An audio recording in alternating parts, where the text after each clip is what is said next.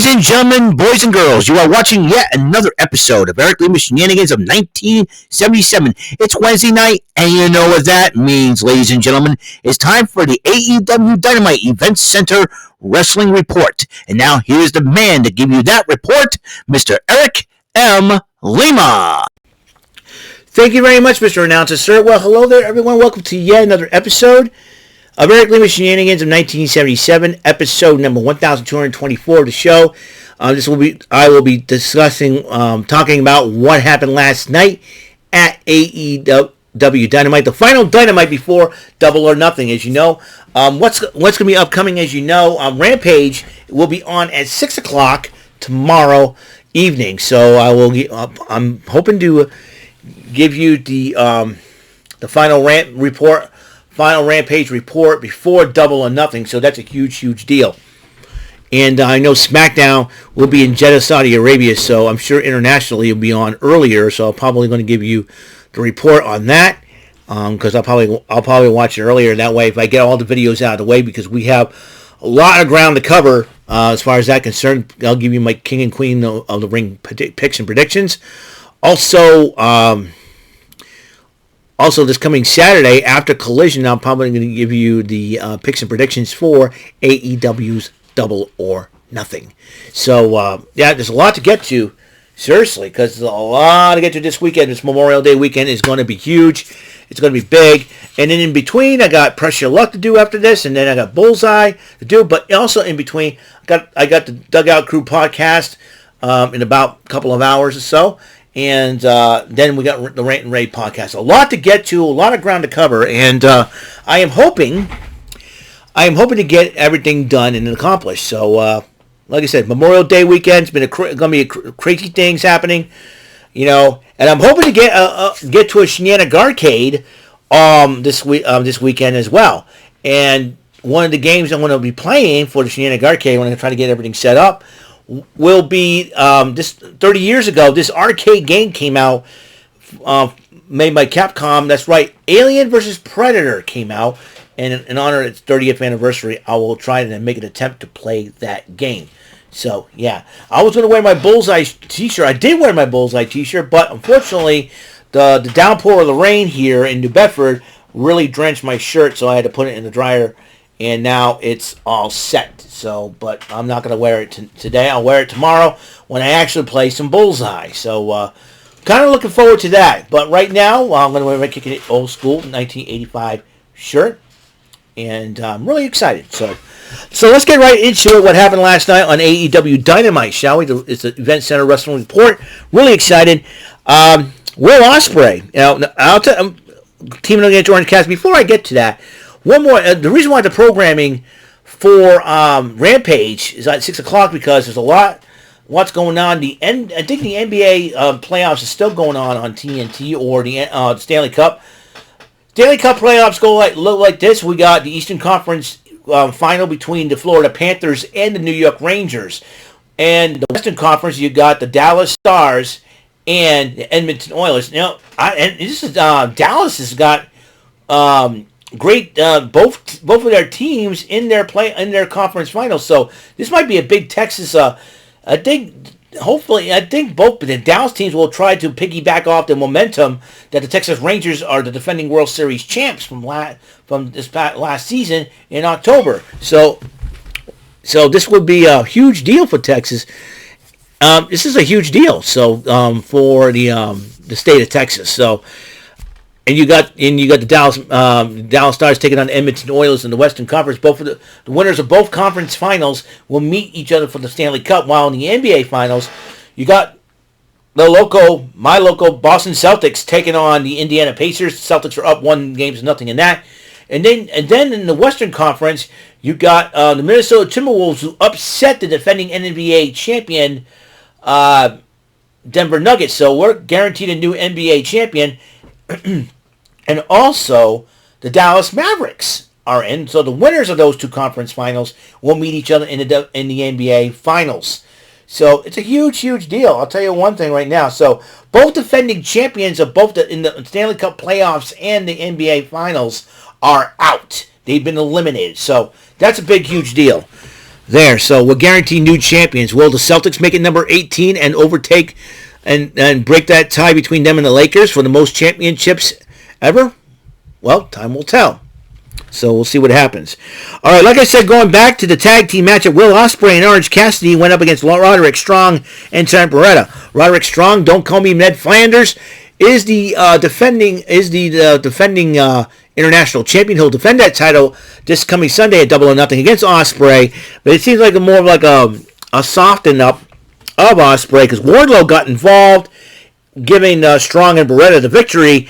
But the Undisputed Kingdom attacked after the matchup, and then they scattered about. The Young Bucks decided to hand out signs to security, making sure that Darby Allin is banned from the arena, abusing their power as EVPs as usual. And for goodness sakes, Nicholas Jackson, please save that ugly-looking beard. You look like Austin Aries on crack, for goodness sake. And look at the Elite looking like card-carrying members of the Beavis and Butthead fan club. You got Nick and Matt Jackson. I'm going to call them that. Or I'll like to call them Nick and Matt Jackass, because that's what they are. That's what they are. Nick and Matt Jackass, and it's like Beavis and Butthead. You got Jackass Perry, who looks like Van Driesen, who can sing about freaking lesbian seagulls. And you got Kazuchika Okada, who shouldn't be in that group, to be honest with you. The guy doesn't fit in. But, he wants to look like, smile like a total goofball. And he looks like Stewart, okay?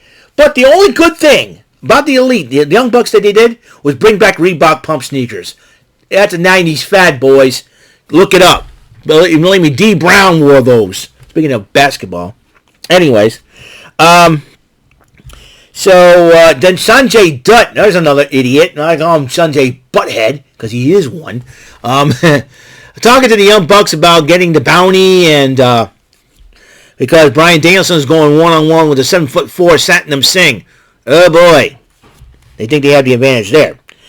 Then the Bang Bang Gang, the Unified Trios champions, arrive, and they decide to talk about Pac, how Pac's got nobody to back him up, and all that, and Pac says, Pac interrupted him and said, are you sure about that? Then the lights went out again. You saw Penta El Zero Miedo. You saw Rey Fenix with Alexander Berhantes, and you saw Pac. That's right. Death Triangle reunites. Both teams decided to brawl. Pac issued a challenge. And I believe that match is going to happen. It's a non-title match at this point. But I believe there's a matchup between the Guns and the Lucha Brothers could change the stipulation of that matchup. Well, we shall see on Collision. Then Chris Jericho and Big Bill join on commentary as there's a triple threat number one contenders match for the FTW title. The winner of that match will face Chris Jericho for that FTW title at Double or Nothing. And it was between Hook, Brian Keith, and Katsuyori Shibata. And Shibata and Hook made the same pinfall or made Brian Keith double tap out.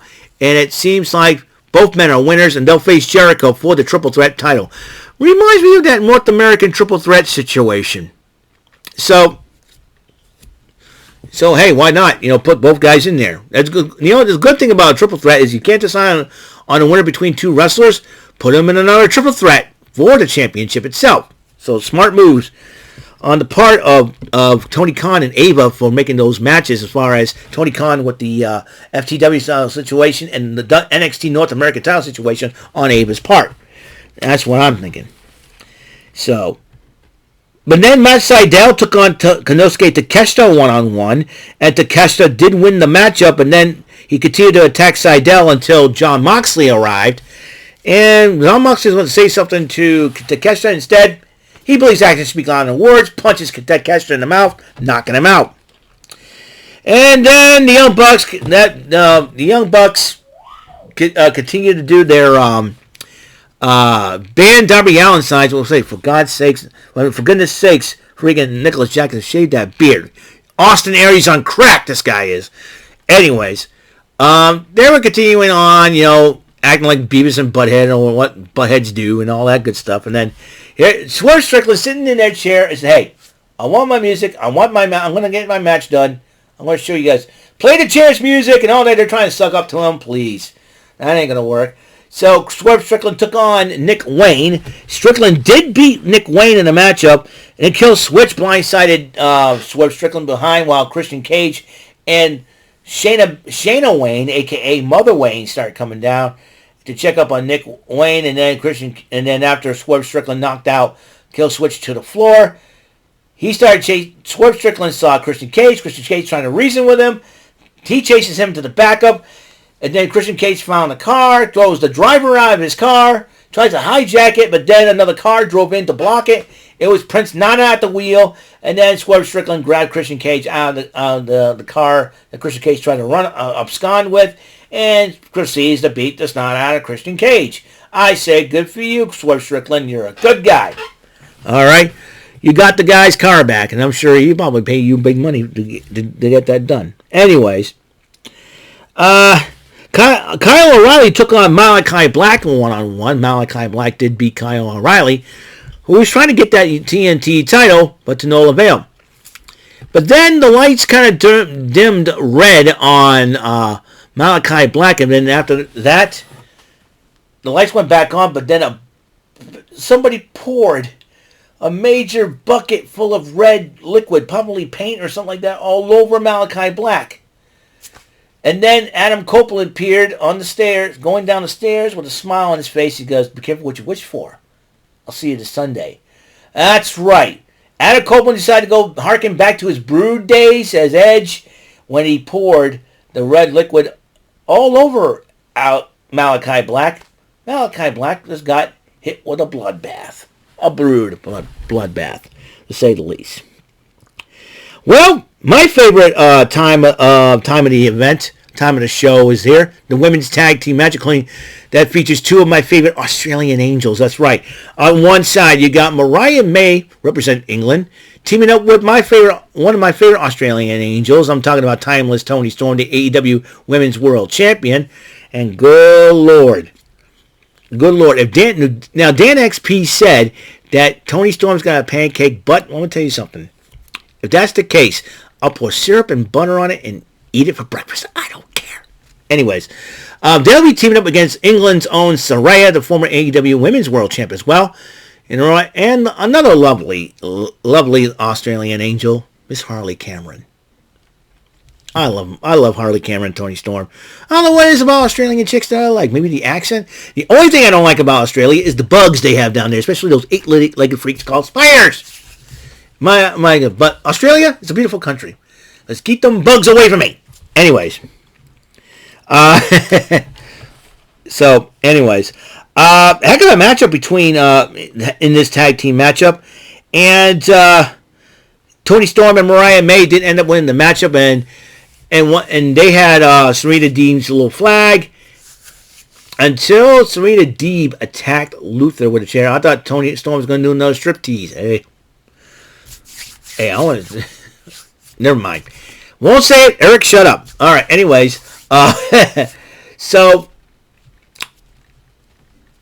I lost my train of thought there. When you think about Toni Storm, you lose your train of thought. Anyways. She attacked Luther from behind with a steel chair, and then she knocked out Mariah May out of the way. And then both women, Serena Deeb confronted Toni Storm. Both women headbutted. And then after Toni Storm got knocked out, Toni Storm was flat on her stomach. Serena Deeb put the chair over her and then put the half crab, and Toni Storm was screaming. I'll tell you one thing right now. Serena Deeb means business. And believe me, you don't want to mess with the professor of professional wrestling. But Toni Storm, I'm sure she will have a plan, and she will do whatever it takes to keep that AEW Women's World title. The Bang Bang Gang responds to Death Triangle and say, "You want our loot, you want our gold, you have to earn it." So that's the way it is. So I think the Gun Brothers will challenge the Lucha Brothers. So we'll see what happens there. If it's at Collision, and they'll make the match. Bryan Danielson and Satnam Singh was the main event. And then Bryan Danielson had Satnam Singh down, about to go do the LaBelle lock until Jeff Jarrett, a.k.a. Mr. Slapnuts, and Mr. Jay Lethal attacked him, giving Bryan Danielson a disqualification victory, which they don't care about. But then the Elite came down and paid off. Gave him the envelope full of money. Sanjay Dutt was happy. Planet Jarrett walked out. The Elite continues to attack Bryan Danielson. But then a car comes pulling up. It was Tony Khan behind the wheel. And because out came Darby Allin from the car and gave a fist bump for the driver was Tony Khan. Looks like when Tony Khan's there, the ban has been lifted. And he's got some kind of gun in his hand. I don't know what it is. But it seems like they let him in the building. And it was a flamethrower.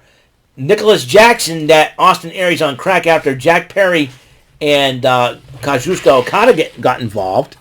And Darby Allin, his flamethrower, chases the Elite away. I'm telling you something right now. Those card-carrying members of the Beavis and Butthead fan club, I'm talking about the Elite, are going to get theirs. Anarchy in the arena. Now, Jordan last night told me that he likes Stadium Stampede. I'm hoping it turns out to be a Stadium Stampede. Let them brawl all over the place. I don't care. Let them brawl in the casinos in Vegas. Who knows? Like I said, you got the Jackass cast, I like to call them. You got Nicholas and Matthew Jackass and Jackass Perry. I can't call Okada a Jackass because he should have known better. But hey, like I said, the only cool thing they did was bring back the Reebok pump sneakers. That's what I like. All right, so that's all the time we have on this show. Episode 1424 of Eric Lima Shenanigans of 1977. Coming up next, time to press your luck. So I'll be doing that. So I will see you guys later. And until the next episode comes rolling around, Mr. Announcer, take us home. That is all for today's episode. This is your announcer speaking for Eric Lima Shenanigans of 1977. A Big Beefy E, doing for Bob Saget Productions, and in association with a Raven Bofa Telepictures and Distribution. Thank you for watching today's episode. Tune in next time for another episode of Eric Lima Shenanigans of 1977. Goodbye for now.